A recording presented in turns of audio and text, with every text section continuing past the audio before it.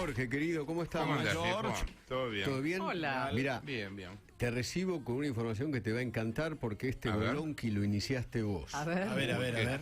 Se llama Patricia Halding. Ajá. Es una íntima colaboradora de Milagro Sala. Ah, mirá. En nota exclusiva con Infobae dijo: me dieron $10.000 para sacar del país cuando viajé a ver el Papa. Está bien, ratifica lo que dijo Mirta Guerrero. Salí de la casa de Milagro y cambiamos pesos por dólares en un hotel de Buenos Aires. Toma ¿Qué? mate. Ah, Claro. mira vos. Bueno, el hotel quizás sea este Apart Lima, del cual se viene hablando y que cuando amplió la declaración Mirta Guerrero lo ratificó. El Apart Lima es un apart que está en diagonal con el Ministerio de Desarrollo Social. Vos podés sacar una habitación ahí porque tiene vista al mural de Evita. Ah, mira vos. A vos te A vos te encantaría, encantaría, Feynman. Edu. Sí. Levantarte Sí. todas las mañanas con el mural de Evita. Y lo que se cree es que fue comprado en cuotas por Milagro Sala. ¿El hotel? El hotel, sí, claro. Ah, la pelota. Mamma mía. Les encantan pero los vos, hoteles a esta gente, ¿eh? vos te das cuenta que... Es la mejor manera de lavar guita, Sí, María. sí. Sí, claro, es el artículo 1 del ABC. manual del lavado. El ABC, la No sé barguita. la barranquita, ¿eh? No, yo tampoco. No, María. pero es que es lógico, vos pensás, vos un hotel nunca sabés si está entero, completo o no está Lleno, completo. claro. Los tipos ponen que está casi completo y en realidad está vacío. Claro. Claro. Y ahí blanquean. Y ahí blanquean, ¿me entendés? Claro. En otras cosas es más difícil, porque si vos vos decís, vendí tantos productos, tenés que demostrar dónde, cómo, Claro. de dónde lo sacaste. En cambio, el hotel está ahí. Ah, mira, qué ¿Me bien. entendés? Te genera, o sea, podés generar guita negra, podés blanquear guita negra Mirá. tranquilamente. Claro. Pero lo que está pasando, que es interesante, aprovecho para contarte otra cosa que yo cuento mañana en la nota de Clarín, pero bueno, lo adelanto acá.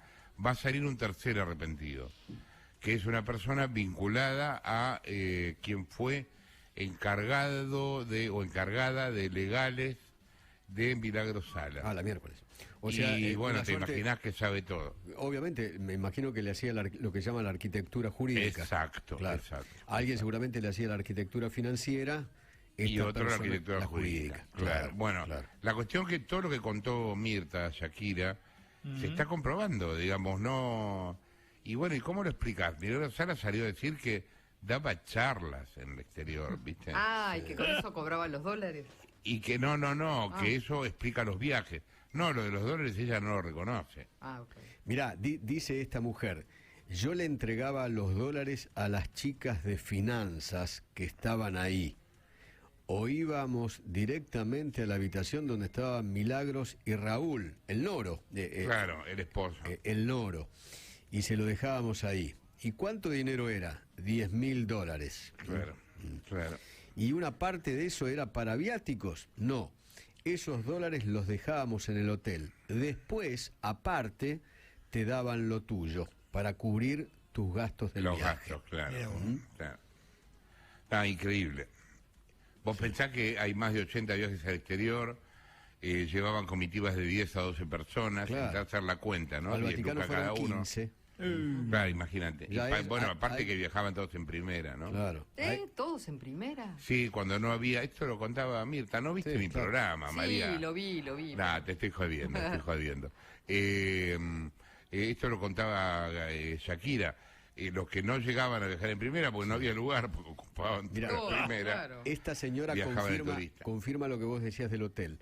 Al apart hotel íbamos frente al edificio de desarrollo social de la Tupac en Buenos Aires. ¿m? Claro, Ahí claro. se hacía el cambio de los pesos por los dólares. Mirá vos.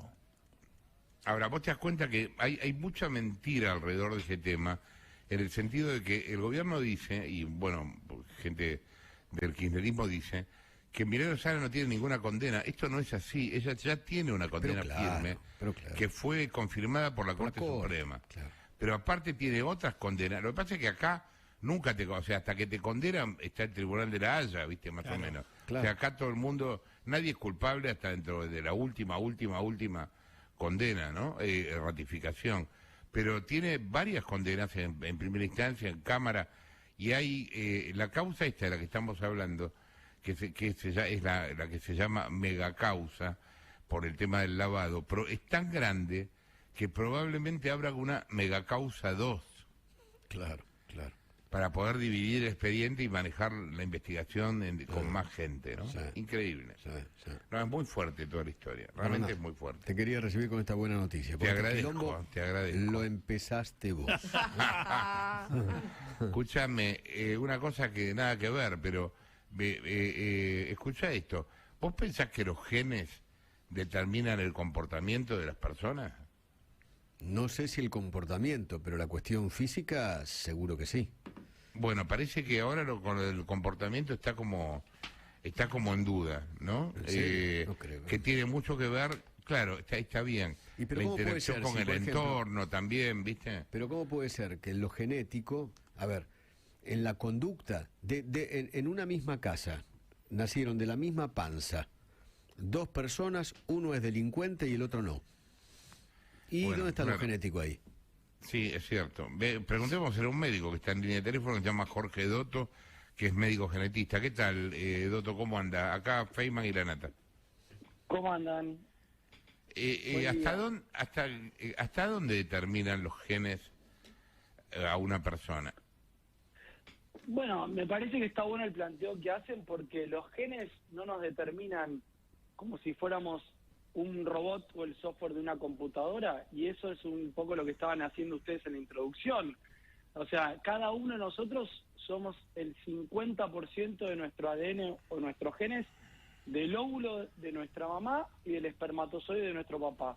Pero después, lo que estaba diciendo Eduardo recién, también hay un montón de combinaciones y millones de multiplicaciones genéticas por el cual desde el ADN también nos hacen diferentes, excepto los gemelos, ¿ok? Ahora, la vivencia, la cultura, la educación, el ambiente, la resolución de las situaciones, el amor, y hay un montón de cuestiones que tienen que ver con lo ambiental, que es lo que llama la epigenética, influye no en el código del ADN como si leyéramos un libro, cambiando las páginas o las hojas o las palabras, que es lo que llaman alteraciones o mutaciones genéticas, sino lo que ustedes están planteando de la epigenética es cómo factores externos, que hace muchísimos años que nosotros inclusive trabajamos esto todos los días con el tema de la alimentación, modificamos positiva o negativamente la expresión de nuestros genes. Y cierro con esto, es como prender y apagar luces en el genoma para potenciar elementos del ADN para tener, por ejemplo, una mejor salud, prevención con la alimentación. O en el caso de lo que decía Eduardo, por ejemplo, está demostrado que hay ciertos genes que influyen en el comportamiento de una persona agresiva, pero estudios científicos demostraron que cuando esos chicos en ambientes complejos compartían un almuerzo o una cena con la familia, este efecto externo modificaba la conducta. Por lo tanto, no hay que ser absolutista.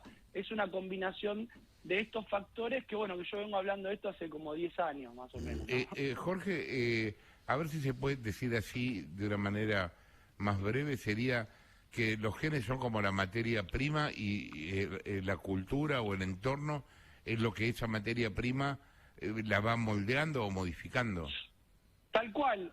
Uno podría decir que los genes es la información más valiosa que tenemos nosotros acumulativamente de décadas y de cientos de años de nuestras familias, y que cada uno de nosotros, nuestros genes no nos determinan, lo que nos determinan también son nuestras decisiones. O sea, somos una interacción entre la especie nuestra Homo sapiens y el entorno y las vivencias y los factores externos, que es lo que llama epigenética, tal cual. O sea, de tal palo, tal astilla no funciona tan así.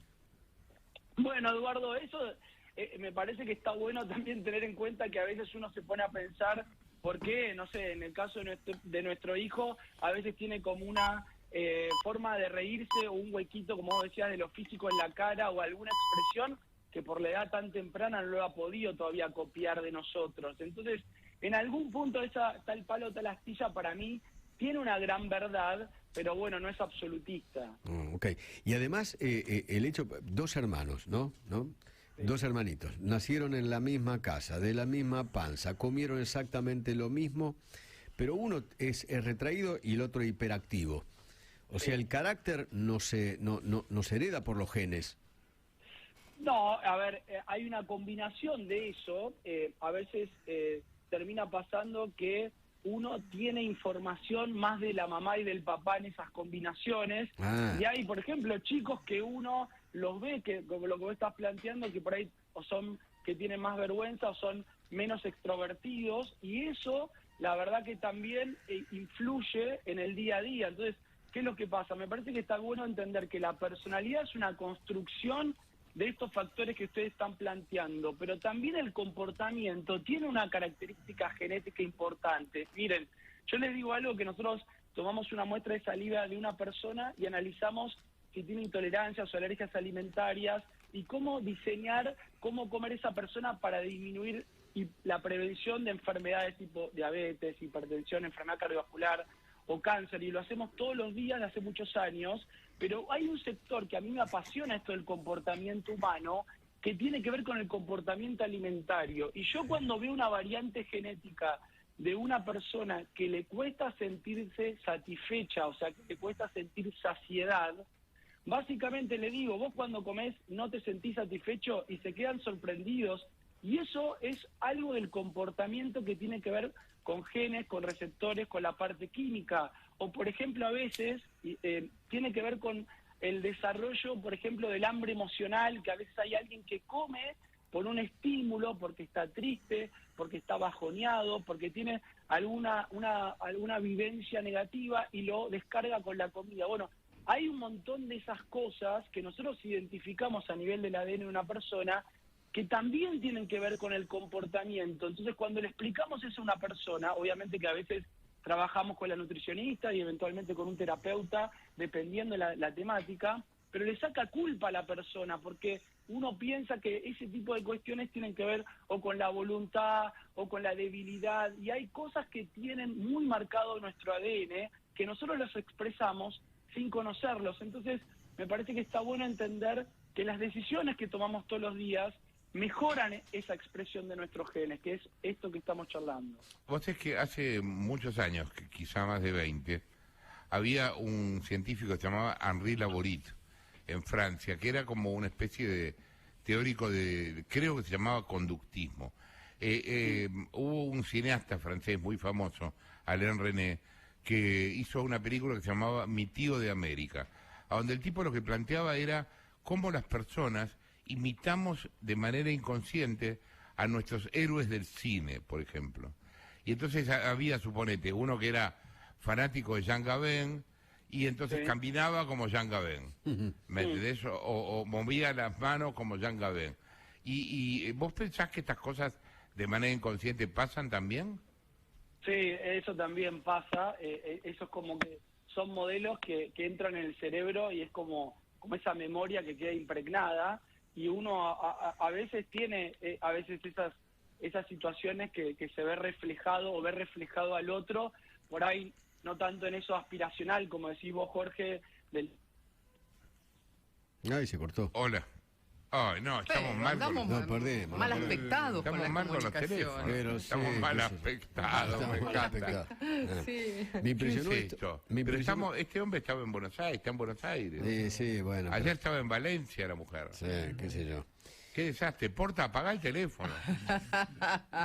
No Y pagar. sí, que consigan cospeles. Pongamos, yo tengo, vos sabés que cuando yo era chico y laburaba de movilero en Radio Nacional, como por supuesto no había un mango y menos había móviles. Mentíamos que había móviles, ¿viste? Decíamos el móvil tal y era un teléfono. Claro. Y los tipos en la radio nos daban una bolsa de cospeles. No. La bolsa de cospeles, me hiciste acordar de los cospeles. Y salías Ahí- de un teléfono público. Ahí volvió Jorge Dotto. Claro. Ah. Ahí estás, Doto. Sí, pusimos los cospeles. Sí, Sí.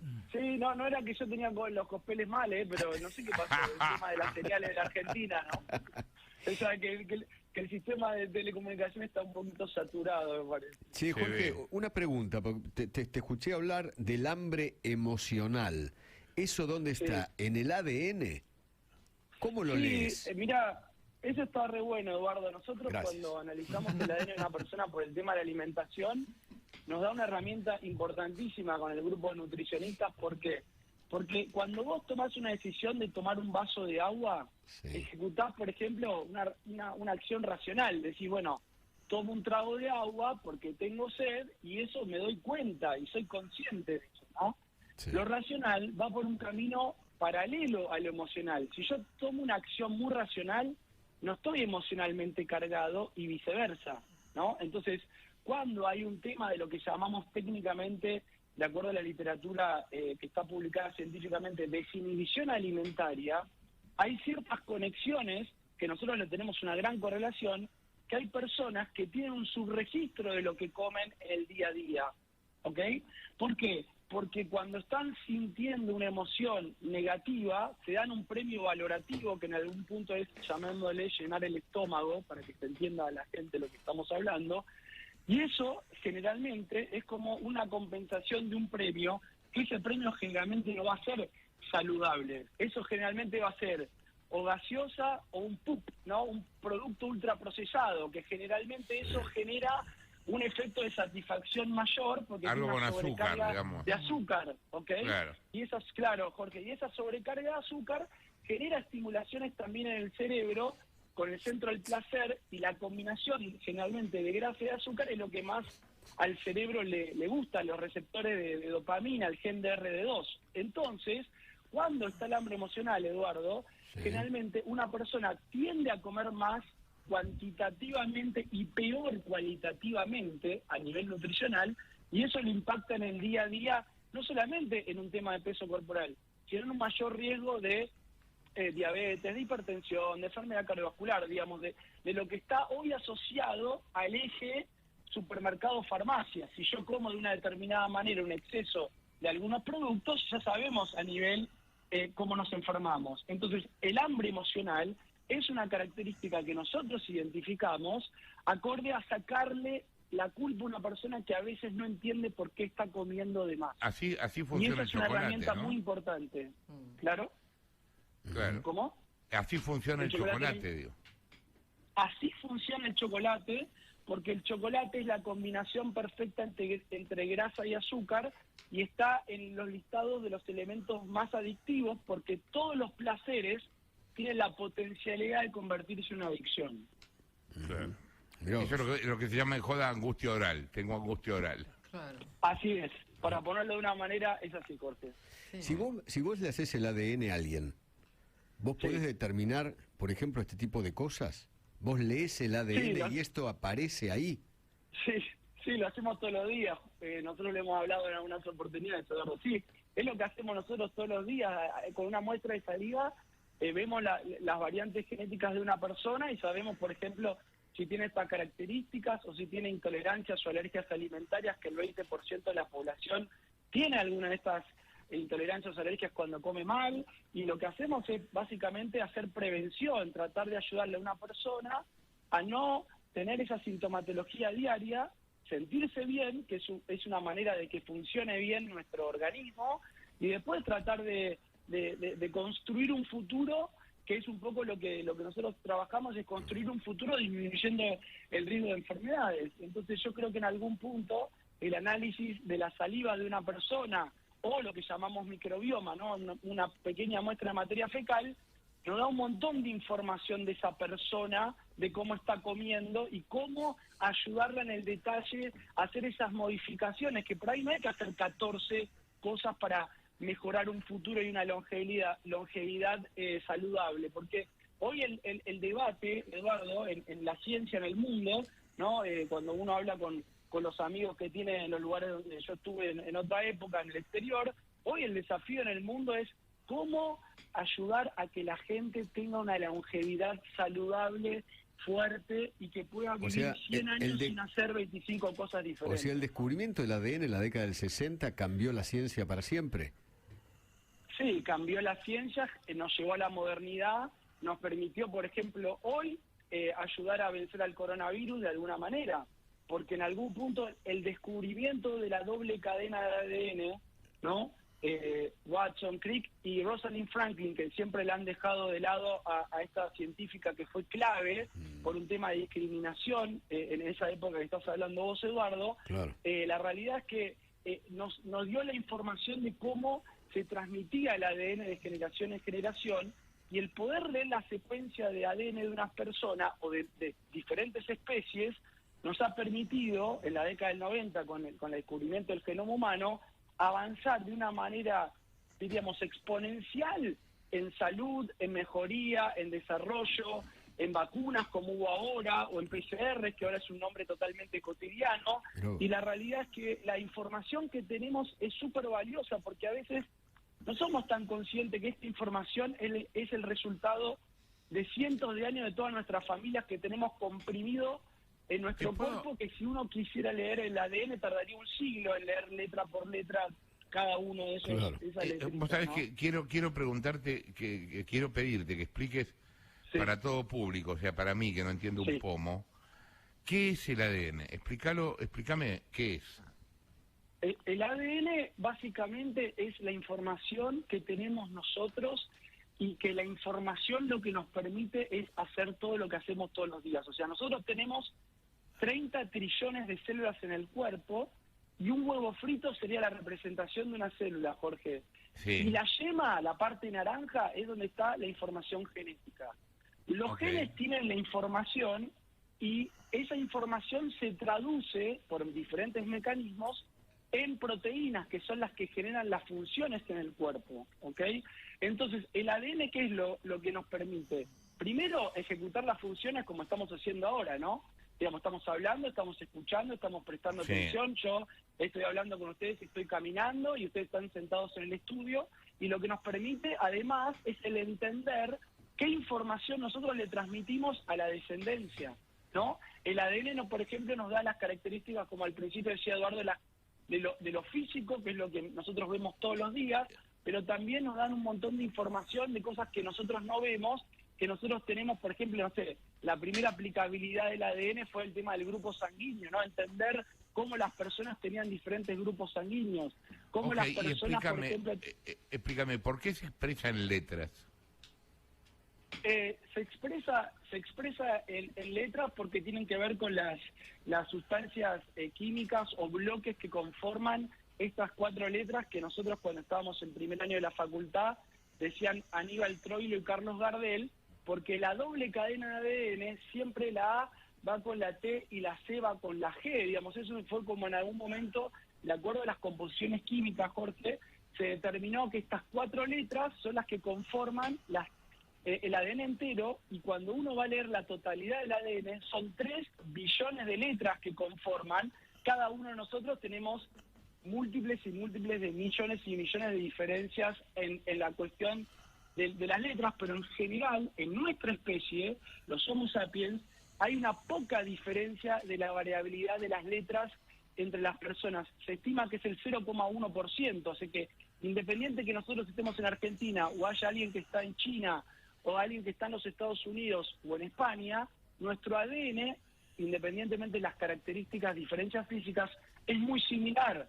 Inclusive, me parece que está bueno entender esto, cuando se hacen los estudios científicos que se hacen en ratones, eso, la explicación es porque tenemos una compatibilidad, tenemos una similitud con el ADN de los ratones de un 80-85%. Por lo tanto, los descubrimientos que se hacen en una etapa de esa característica animal en ratones, luego se llevan a los seres humanos, para que uno pueda buscar las mismas conclusiones o los mismos descubrimientos. Está bueno lo que hay... contás, está bueno lo que contás respecto de las personas, porque esto demuestra que somos todos iguales, digamos, como que no hay diferencias entre blancos, amarillos, verdes, negros. Tal cual. Somos todos africanos, como es un título, digamos, de un lugar donde nosotros surgimos todos de África y después fuimos migrando a los diferentes tipos de continentes y de territorios. Y eso me parece que está buenísimo, Jorge, lo que contás, pero también te lo llevo a un lugar mío muy personal. Cuando yo vivía en Estados Unidos hace muchos años atrás, y por ahí en el hospital universitario donde yo estaba, en los que estaba, conocía, como vos decís, personas de diferentes lugares del mundo que estaban trabajando conmigo o que venían a visitar. Y la verdad que cuando vos te pones a sentar a hablar con los diferentes grupos étnicos, llamémosle de una manera más técnica, la verdad que las personas somos muy similares. Después hay cuestiones de la impronta cultural o educativa que difieren, pero en la forma de ser el ser humano tiene una coincidencia muy grande. Y eso me parece que está muy bueno, porque independientemente del color de la piel, de la forma de que hablamos o del tipo de lenguaje que nos expresamos, en la esencia el Homo sapiens es el mismo.